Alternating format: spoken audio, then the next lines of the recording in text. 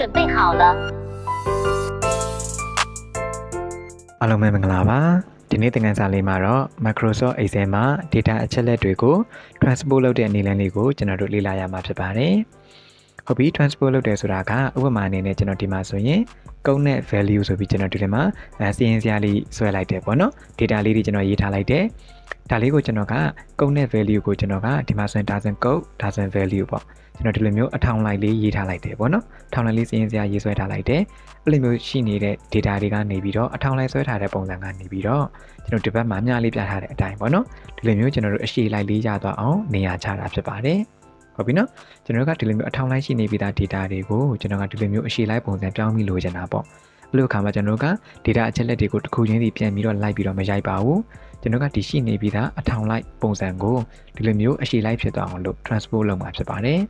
ဒီသင်ခန်းစာလေးမှာတော့ကျွန်တော်တို့ဒီလိုမျိုး data အချက်လက်တွေကိုလွယ်ကူစွာနဲ့ပဲ transpose လုပ်တဲ့နည်းလမ်း၃နည်းကိုကျွန်တော်တို့လေ့လာရမှာဖြစ်ပါတယ်ဟုတ်ပြီနော်ကျွန်တော်ဒီသင်ခန်းစာလေးကတော့ကျွန်တော်ရဲ့ computer basics online class ကသင်ခန်းစာလေးပဲဖြစ်ပါတယ်ကျွန်တော်ရဲ့ computer basics online class လေးကတော့ computer ကိုအခြေခံကနေစပြီးစနစ်တကျလေ့လာလိုသူများအတွက်ရည်ရွယ်ပြီးတော့ဖွင့်လှစ်သင်ကြားပေးနေတဲ့သင်တန်းလေးပဲဖြစ်ပါတယ်အဲ့ဒီသင်ခန်းလေးမှာဆိုရင်ကျွန်တော်တို့အခြေခံဘန်းကနေစတင်ပြီးတော့သင်ခန်းစာပေါင်း120ကျော်ကိုကျွန်တော်တို့စနစ်တကျလေ့လာသင်ကြားပေးထားတာဖြစ်ပါတယ်။ဒါကြောင့်မလို့အဲ့သင်တန်းလေးကိုစိတ်ဝင်စားလို့တက်ရောက်ခြင်းနဲ့ဆိုရင်ကျွန်တော်ရဲ့ဒီဗီဒီယိုလေးရဲ့ description လေးမှာလည်းကျွန်တော်သင်တန်းကြောင်းအသေးစိတ်ကိုရေးသားပေးထားပါတယ်။သိလို့ရရှိရင်အိမ်မှာသွားပြီးတော့ဖတ်လို့ရပါတယ်။ထပ်ပြီးအသေးစိတ်သိချင်သေးတယ်ဆိုရင်တော့ကျွန်တော်တို့ရဲ့ဖုန်းနံပါတ်ကိုလည်းဆက်သွယ်နိုင်ပြီးတော့ Facebook page Messenger မှာလည်းလာပြီးတော့မေးမြန်းလို့ရတာဖြစ်ပါတယ်။ပြီးရင်ကျွန်တော်ဒီသင်ခန်းစာလေးကိုတွားလိုက်မယ်နော်။ပြီးပထမဆုံးကျွန်တော်ဒီမှာဆိုရင်အထောင်လိုက်လေးဒီလိုမျိုးလေးကျွန်တော် data လေးတွေနည်းနည်းရေးထားလိုက်တယ်ပေါ့အဲ့လိုမျိုးပုံစံကနေပြီးတော့ကျွန်တော်ကအရှိလိုက်ပုံစံကို transpose လုပ်ချင်တာပေါ့ဟုတ်ပြီနော်အဲ့ဒါကျွန်တော်တို့ကပထမဆုံးနည်းလမ်းတစ်ခုကတော့ဘယ်လိုလုပ်ရမလဲဆိုတော့ကျွန်တော်တို့ဒီလိုချင်တဲ့ဒီ data တွေကို select ပေးလိုက်ပါဟုတ် data တွေအားလုံးကို select ပေးလိုက်မယ်နော်ပြီးတော့ရင်ကျွန်တော်ဒီအပေါ်က home tab လေးကိုတွားလိုက်ပါမယ် home tab လေးကိုတွားပြီးတော့ရင်ကျွန်တော်ဒီအောက်လေးမှာ copy ဆိုတာလေးရှိတယ်ပေါ့နော် copy လေးကိုတစ်ချက်နှိပ်လိုက်မယ်ပြီးတော့ရင်ကိုချခြင်းတဲ့နေရာပေါ့နော်ကို paste ချခြင်းတဲ့နေရာမှာကျွန်တော် click တစ်ချက်ထောက်ပေးပါပြီးတော့ရင်ကျွန်တော် right click ပေါ့ mouse ကနေပြီးတော့ညာဘက် click လေးတစ်ချက်နှိပ်ပေးလိုက်ပါပြီးတော့ရင်ကျွန်တော်ဒီအောက်လေးမှာ paste special ဆိုတာလေးရှိတယ်ပေါ့ paste special လေးကိုတစ်ချက်နှိပ်လိုက်ပါ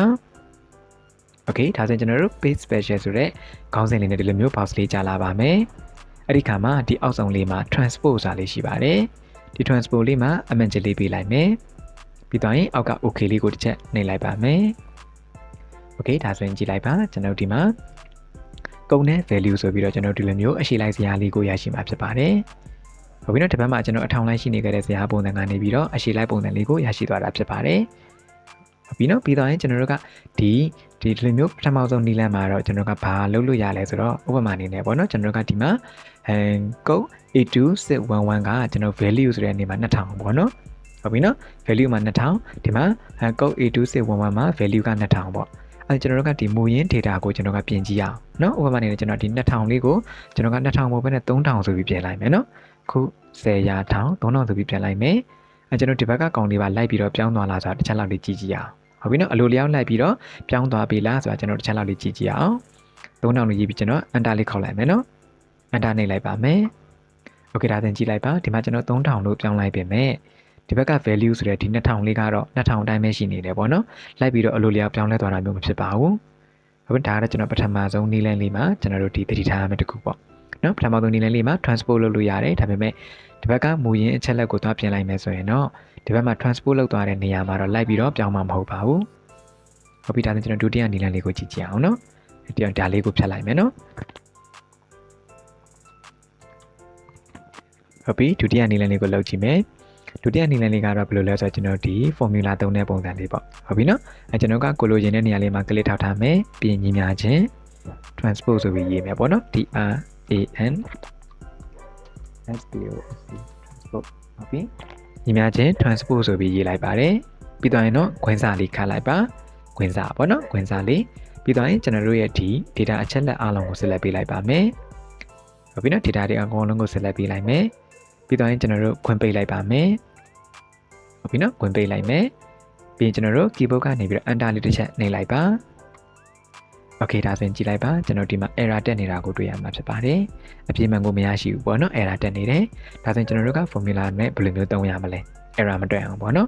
ဟုတ်ပြီဒါဆိုရင်ကျွန်တော် die ကိုပြန်ဖြတ်လိုက်မယ်နော် delete နေလိုက်ပါမယ်ဟုတ်ပြီဘယ်လိုလုပ်ရမလဲဆိုတော့ကျွန်တော်တို့အရင်ဆုံး cell ကွက်လေးတွေကိုကျွန်တော်ဆက်လက်ပေးဖို့လိုတယ်ပေါ့ဟုတ်ပြီနော်ကျွန်တော် cell ကွက်လေးဆက်လက်ပေးမယ်ဆိုတော့အခုဥပမာအနေနဲ့ကျွန်တော်ဒီမှာဆိုရင်ကုတ်လာမယ်ဒီယောက်က value လာမယ်ဟုတ်ပြီကျွန်တော်ဒီဘက်ကကျတော့ဘယ်လောက်ထိရှိမလဲကိုကမသိဘူးပေါ့နော်ကိုရဲ့စိတ်ထဲမှာ command ကြီးကိုရှိသလောက်ပဲကို command မိသလောက်ကိုကျွန်တော်ဆက်လက်ပေးလိုက်မယ်ပေါ့လိုရင်လည်းလိုအောင်ပဲเนาะဒီဘက်မှာလိုရင်လည်းလိုအောင်ပဲပိုရင်လည်းပိုသွားလိုက်မယ်ပေါ့ကိစ္စမရှိဘူးเนาะဆက်လက်ပေးလိုက်ပါကို command ရသလောက်ဆက်လက်ပေးလိုက်မယ်ပေါ့ဟုတ်ပြီเนาะဆက်လက်ပေးလိုက်မယ်ပြီးတော့ရင်ကျွန်တော်ဒီအပေါ်လေးကဒီ formula bar လေးမှာเนาะဒီ formula bar လေးမှာ click တစ်ချက်ထောက်လိုက်ပြီးတော့ကျွန်တော်တို့ခုနကရေးခဲ့တဲ့ formula ကိုပဲပြန်ရေးမယ်ပေါ့ညီမချင်း transpose ပေါ့ဟုတ်ပြီညီမချင်း transpose ဆိုပြီးရေးလိုက်တယ်ပြီးတော့ကျွန်တော်တို့ခွင်းစာပေါ့နော်ခွင်းစာလေးကစလိုက်မယ်ခွင်းစာပြီးတော့ကျွန်တော်တို့ transpose လုပ်မဲ့ data တွေအားလုံးကို select ပေးလိုက်ပါတယ်ပြီးတော့ကျွန်တော်ခွင်းပြန်ပိတ်ပါမယ် okay ဟုတ်ပြီနော်ခွင်းပိတ်လိုက်ပါတယ်ပြီးတော့ကျွန်တော်တို့က enter ခလုတ်ကိုမနှိပ်ပါဘူး keyboard ကနေပြီးတော့ control shift enter ကိုနှိပ်မှာဖြစ်ပါတယ် control ရဲ့ shift ရဲ့ enter ရဲ့နော်သုံးခုတွဲနှိပ်မှာပါနှိပ်လိုက်ပါမယ်Okay control shift enter ကိုနှိပ်လိုက်တဲ့အခါမှာဆိုဒီမှာကြည့်လိုက်ပါကျွန်တော်တို့ဒီဘက်ကအထောင်လိုက်ရှိနေတဲ့ဇာတ်လေးကိုဒီမှာ transpose အနေနဲ့ရရှိမယ်ပေါ့ဟုတ်ပြီဒါဆိုကျွန်တော်လိုချင်တဲ့ပုံစံရရှိပြီပေါ့ဒါပေမဲ့ကျွန်တော်ဒီမှာကြည့်လိုက်မယ်ဆိုရင်ဒီကုတ်နဲ့ value မှာဆိုရင်ကျွန်တော်ဒီနောက်ဆုံးလေးမှာကုတ်က e မှာဆုံးသွားတယ်ပေါ့နော် e2002 မှာဆုံးသွားပြီဒါပေမဲ့ကျွန်တော်မူရင်းဇာတ်မှာဆိုရင်တော့ e2002 မှာမဆုံးဘူးပေါ့နော်နောက်မှာ f လဲပါသေးတယ် g လဲပါသေးတယ်ပေါ့ဒါဆိုကျွန်တော်တို့ select ပေးခဲ့တာကနှစ်ကွက်လိုသွားတဲ့သဘောပေါ့ဟုတ်ပြီဒီဘက်မှာနှစ်ကွက်ထပ်ပြီးလိုနေတဲ့သဘောဖြစ်နေတယ်ဒါဆိုကျွန်တော်ဘယ်လိုလုပ်ရမလဲဆိုတော့လွယ်ပါတယ်ကျွန်တော်ဒီ select ဖြစ်နေတဲ့ဒီ10ကွက်လေးရပေါ့နော်ဒီနောက်ဆုံးနေရာလေးမှာနောက်ဆုံးအောက်ခြေထောင်းနေရာလေးမှာကျွန်တော်တို့က mouse ကနေပြီးတော့ကလစ်လေးဖြီးပြီးတော့ပေါ့နော်ဒီဘက်လေးမှာကျွန်တော်နှစ်ကွက်စာထပ်ပြီးတော့တိုးပေးလိုက်ပါဟုတ်ပြီနော် drag လေးဆွဲပေးလိုက်ပေါ့ okay ဒါဆိုရပြီပေါ့ဒါပေမဲ့ကြည့်လိုက်ပါကျွန်တော်ဒီ e2002 ပြီးတော့C လာနေတယ်ပေါ့နော် C ဆိုပြီးတော့ရောက်လာတယ်တကယ်အလုံးမဟုတ်ဘူးပေါ့နော်ကျွန်တော်ဒီ e2002 ရဲ့ပြီးတော့ F လာမယ် G လာမယ်ဟုတ်ပြီနော်ဒါပေမဲ့ကျွန်တော်ရတဲ့ဟာကမှားနေတယ်ပေါ့ဒီလိုမှားနေရောကျွန်တော်ဘယ်လိုလုပ်ရမလဲအပြည့်မှန်မဟုတ်ဘူးပေါ့နော်ဟုတ်ပြီဒါဆိုရင်ကျွန်တော်အပြည့်မှန်လိုချင်တယ်ဆိုရင်ကျွန်တော်ဒီ formula bar လေးကိုတစ်ချက်ပြန်သွားလိုက်ပါ formula bar လေးမှာ click တစ်ချက်နှိပ်လိုက်ပါပြီးတော့ရင်ကျွန်တော် keyboard ကနေပြီးတော့ control shift enter ကိုနောက်တစ်ချိန်ပြန်နှိပ်ပေးပါโอเคဒါဆိုရင်ကြည့်လိုက်ပါခင်ဗျာကျွန်တော်ဒီ e2002 ပြီးတော့ f လာမယ် g လာမယ်ဟုတ်ပြီနော်ဒါဆိုရင် e2002 ပြီးတော့ f နဲ့ g လာမယ်ဒါဆိုရင်တော့ကျွန်တော်တို့မှန်သွားပြီပေါ့ဟုတ်ပြီနော်မှန်သွားပြီဒါဆိုရင်ကျွန်တော်ဒီဘက်မှာရှိနေတဲ့ဇာတ်ပုံစံကိုဒီဘက်မှာအရှိလိုက် transpose ပုံစံရရှိမှာဖြစ်ပါတယ်ဟုတ်ပြီဒါဆိုရင်ကျွန်တော်တို့ဒီမူရင်းချက်လက်ကိုပြင်ကြည့်အောင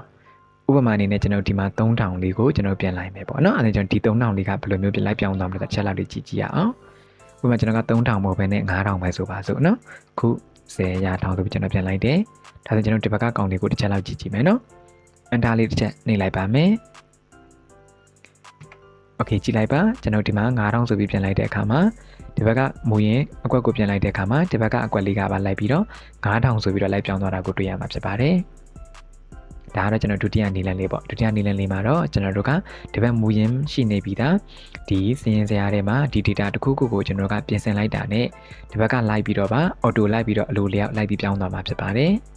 ်ဟုတ်ပြီနော်ဒါကတော့ကျွန်တော်ဒုတိယနည်းလမ်းလေးပဲဖြစ်ပါတယ်ဒါဆိုရင်ကျွန်တော်တို့တတိယနည်းလမ်းလေးကိုသွားကြအောင်ဒါကိုကျွန်တော် delete နေလိုက်မယ်နော်ဖြတ်လိုက်ပါမယ်ဟုတ်ပြီတတိယနည်းလမ်းလေးကတော့ဘယ်လိုလဲဆိုတော့ကျွန်တော်လွယ်ပါတယ်ကျွန်တော်လိုချင်တဲ့ဆဲခွက်ကိုညီမျှချင်းထိုးပြီးတော့ရေးတဲ့သဘောပေါ့နော်ဥပမာကျွန်တော်ကညီမျှချင်းရေးလိုက်တယ်ဟုတ်ပြီကျွန်တော်ပေါ်ချင်တာကဒီကုတ်နံပါတ်ဒီပေါ့နော် A2611 ကိုပေါ်ချင်တာဆိုတော့ဒီဆဲခွက်လေးကို click တစ်ချက်ထောက်လိုက်တယ်ဒီဆဲခွက်လေးက A3 ပေါ့နော်ဒါကြောင့် A3 ပေါ့ညီမျှချင်း A3 ပေါ့ဟုတ်ပြီပြီးတော့ကျွန်တော် enter ခေါက်လိုက်မယ်ဟုတ်ပြီဒါဆိုကျွန်တော် A2611 ကိုရမယ်ပေါ့ဟုတ်ပြီပြီးရင်ကျွန်တော်ဒီဘက်ကအကွက်လေးမှာကျတော့ကျွန်တော် B2612 ကိုလိုချင်တာဆိုတော့ညီမျှချင်းရေးလိုက်မယ်ပြီးကျွန်တော်ဒီကဒီ B2612 လေးကိုကျွန်တော် select ပေးလိုက်မယ်ပေါ့ဟုတ်ပြီနော်အဲဒါကြောင့်ညီမျှချင်း A4 ပေါ့ဟုတ်ပြီပြီးရင်ကျွန်တော် enter ခေါက်လိုက်မယ်โอเคနော်အဲ့လိုမျိုးလိုက်လုပ်သားမယ်ဆိုရင်လည်းရတာပေါ့နော်ဒါပေမဲ့ဒီလိုလုပ်တာကြီးကအရင်ကြာနိုင်တယ်ပေါ့ဟုတ်ပြီဒါဆိုကျွန်တော်တို့ကမြန်သွားအောင်လို့ပေါ့နော်ဒီ Excel မှာ drag ဆွဲသွားလို့မရဘူးလားပေါ့ဥပမာကျွန်တော်ကဒီမှာဆိုရင်A2611ဆိုပြီးကျွန်တော်ရေးထားတယ်ပေါ့နော်ဒါလေးကိုကျွန်တော် drag ဆွဲလိုက်မယ်ပေါ့နော်ဘေးဘက်ကို ဒါဆိုကျွန်တော်တို့ကဒီ A2611 ပြီးတော့ B တို့ C တို့ D တို့ပေါ့နော်ဘယ်လိုမျိုး G ထိပေါ့ဒီလိုမျိုး B တိုက်ဆွဲလိုက်မယ်ဆိုရင်အကုန်လုံးပေါ်လာမလားပေါ့တစ်ချက်လောက်လေးဆွဲကြည့်အောင်နော်ကျွန်တော်ဒီအောက်ခြေလေးကနေပြီးတော့ mouse ကနေ click ဖိပြီးတော့တစ်ဘက်ကိုဆွဲကြည့်လိုက်မယ်โอเคကြည့်လိုက်ပါဒီမှာကျွန်တော် A ပြီးတော့ B ဆိုပြီးမလာဘူးပေါ့နော်ဒီမှာ9000ဆိုပြီးတော့လာတယ်ပေါ့ဟုတ်ပြီနော်ဘာကြောင့်မလို့9000ဆိုပြီးလာတာလဲဆိုတော့အဲ့ဒီမှာကျွန်တော်တို့ကဒီလိုမျိုးဘေးတိုက်ဆွဲတဲ့အခါမှာဒီဘေးတိုက်မှာရှိနေကြတဲ့စာတွေပဲ data တွေပဲလာပြီးတော့ပေါ်တဲ့သဘောပေါ့တော့ကျွန်တော်ဒီအောက်မှာရှိနေတဲ့ A ပြီးတော့ B C D E F G ဆိုပြီးတော့ဒီလိုမျိုးအစင်လိုက်လာပြီးတော့မပေါ်ဘူးပေါ့နော်ဟုတ်ပြီဒါဆိုကျွန်တော်တို့ကဒီလိုမျိုးကျွန်တော်တို့ကအရှိလိုက်ကိုလိုချင်တာဆိုတော့ဘယ်လိုမျိုးလုပ်ရမလဲဟုတ်ပြီအဲ့ဒါကျွန်တော်ဘယ်လိုလုပ်ရမလဲဆိုတော့ကျွန်တော်တို့ဆဲကွက်ရဲ့နာမည်ကိုပဲဒီတိုင်းရေးထည့်လိုက်မှာပေါ့နော်ရှေ့မှာညီမချက်မခံတော့ပါဘူးဒါဆိုကျွန်တော်တို့ကဒီနေရာလေးမှာကျွန်တော်ဒီ A3 ဆိုအကွက်လေးကိုလိုချင်တာပေါ့နော်ဒီမှာကြည့်လို့ရရင်နော်ဒီ A2611 ရဲ့ဆဲကွက်နာမည်လေးကိုမသိဘူးဆိုရင်ဒီ name box ဒီမှာကြည့်လို့ရပါတယ် A3 ပေါ့ဟုတ်ပြီနော်ဒါကျွန်တော်ကဒီအကွက်လေးမှာ A3 ဆိုပြီးကျွန်တော်ရေးထည့်လိုက်မယ်ပြီးတော့ရင်ကျွန်တော်တို့ဒီအောက်ကအကွက်လေးမှာတော့ဒီ9000ပေါ့နော်9000ဆိုရလေးကိုပေါ်ချင်တာဆိုတော့ဒီမှာ9000က B3 ပေါ့နော်ဒါဆိုကျွန်တော်ဒီအောက်လေးမှာ B3 ဆိုပြီးရေးလိုက်မယ်ပေါ့ B3 ဟုတ်ပြီဒါကျွန်တော်တို့ A3 နဲ့ B3 ဆိုပြီးကျွန်တော်ဒီနှစ်ကွက်ကိုကျွန်တော်အရင်ရေးလိုက်တယ်ပေါ့နော် A3 နဲ့ B3 ဆိုပြီးကျွန်တော်ရေးလိုက်ပါတယ်ပြီးတော့ရင်တော့ကျွန်တော်ဒီ A3 ရဲ့ဒီရှေ့ဆုံးလေးမှာကျွန်တော်တို့ကကျွန်တော်ရဲ့နာမည်အတူခေါက်လေးကိုထည့်လိုက်မယ်နော်ဥပမာကျွန်တော်က HMN ဆိုတော့ HMN ပေါ့နော်ဟုတ်ပြီ HMN ပြီးတော့ရင်ကျွန်တော် B3 ရဲ့ရှေ့မှာလည်းပဲ HMN ဆိုပြီးထည့်လိုက်မယ်ဟုတ်ပြီနော်ပြီးတော့ရင်ကျွန်တော်ဒီ A3 နဲ့ B3 ဒီကွက်လေးနှစ်ကွက်ကိုဆက်လက်ပေးလိုက်မယ်ပြီးကျွန်တော်တို့ဒီညာဘက်အောက်ခြေတောင်လေးကနေပြီးတော့ click ဖိပြီးတော့ကိုလိုအပ်တဲ့လောက်ထိပေါ့နော်ကျွန်တော်ကတော့ဒီလောက်ထိဆက်လက်ပေးပြီးတော့ဆွဲလိုက်ပါတယ်โอเคနော်ဒါကျွန်တော်ဆက်လက်ပေးပြီးဆွဲလိုက်တယ်ပြီးသွားပြီဆိုရင်ကျွန်တော်တို့ keyboard ကနေပြီးတော့ control နဲ့ h နဲ့ကိုတွဲပြီးနေပေးပါ control နဲ့ h နဲ့ပေါ့နော်โอเคဒါဆိုရင်ကျွန်တော်တို့ဒီမှာ find and replace ဆိုတဲ့ဒီ box လေးကြာလာပါမယ်အဲ့ဒီကမှကျွန်တော်ကဒီ find word ဆိုတဲ့နေရာလေးမှာကျွန်တော်က HMN ကိုရှာမယ်ပေါ့ဟုတ်ပြီနော်အဲ့ကျွန်တော်ဒီမှာ HMN ဆိုပြီးရိုက်ထည့်လိုက်ပါတယ်ပြီးသွားရင်တော့ကျွန်တော်ဒီအောက်က replace with ပေါ့ဘာလေးနဲ့အစားထိုးမှလဲဆိုတော့ဒီနေရာလေးမှာကျွန်တော်ကညီမချင်းလေးနဲ့အစားထိုးလိုက်ပါမယ်ညီမချင်းပေါ့နော်ကိုညီမချင်းလေးနဲ့အစားထိုးလိုက်မယ်ပြီးတော့ကျွန်တော်ဒီအောက်လေးမှာ replace all လေးကိုတစ်ချက်နှိပ်ပေးလိုက်ပါမယ်ပြီးတော့ရင်ကျွန်တော်ဒီမှာ okay လေးကိုတစ်ချက်နှိပ်လိုက်ပါမယ်ပြီးရင်တော့ဒီမှာ close လေးကိုနှိပ်ပေးလိုက်ပါမယ် okay ဒါဆိုရင်ကြည့်လိုက်ပါကျွန်တော်ဒီမှာ A2611 B C D E F G ဆိုပြီးတော့ဒီဘက်မှာရှိနေတဲ့ဇာတ်ကိုကျွန်တော်ဒီဘက်မှာ transpose အနေနဲ့ရရှိမှာဖြစ်ပါတယ်။ပြီးတော့ဒါကတော့တတိယနီလန်လေးပါ။တတိယနီလန်လေးကလည်းပဲကျွန်တော်ဒီ data အချက်လက်တစ်ခုကိုပြင်ကြည့်ရအောင်နော်။ဥပမာကျွန်တော်ကဒီမှာဆိုရင်9000ကိုကျွန်တော်က1000ဆိုပြီးပြင်လိုက်မယ်နော်။ခု10ရာ1000ကျွန်တော်ဒီ9000လေးလိုက်ပြီးပြောင်းသွားတာတစ်ချက်လောက်ကြည့်ကြည့်အောင်နော်။အန်တာခေါက်လိုက်ပါမယ်။ Okay ကြည့်လိုက်ပါဒီမှာ1000ဆိုပြီးတော့အလိုလျောက်လိုက်ပြီးပြောင်းသွားတာကိုတွေ့ရမှာဖြစ်ပါတယ်။ Okay ဒါကတော့ကျွန်တော် transpose လုပ်တဲ့နည်းတတိယနည်းလမ်းလေးပေါ့။ဒါဆိုကျွန်တော်တို့ဒီမှာဆိုရင် transpose လုပ်တဲ့အလွယ်ကူဆုံးနည်းလမ်း3လမ်းကိုနည်းလမ်း3ခုကိုကျွန်တော်ပြောပြခဲ့ပါတယ်။ဒီနည်းလမ်း3ခုတွေကနေမှမိတ်ဆွေတို့ကဘယ်နည်းလမ်းလေးကိုအနှစ်သက်ဆုံးလဲဘယ်နည်းလမ်းလေးကိုအကြိုက်ဆုံးလဲဆိုတာကိုကျွန်တော်ရဲ့ဒီ comment လေးမှာလည်းရေးခဲ့လို့ရပါတယ်။ဒီသင်ခန်းစာလေးကမိတ်ဆွေတို့အတွက်အကျိုးရှိတယ်ဆိုရင်လည်း like လေးပေးခဲ့လို့ရပါတယ်။ပြီးတော့ကျွန်တော်ရဲ့ channel လေးကိုလည်း subscribe လုပ်ထားပေးဖို့မမေ့ပါနဲ့။အားလုံးကိုကျေးဇူးတင်ပါတယ်ခင်ဗျာနောက်သင်ခန်းစာတွေမှာပြန်တွေ့ပါမယ်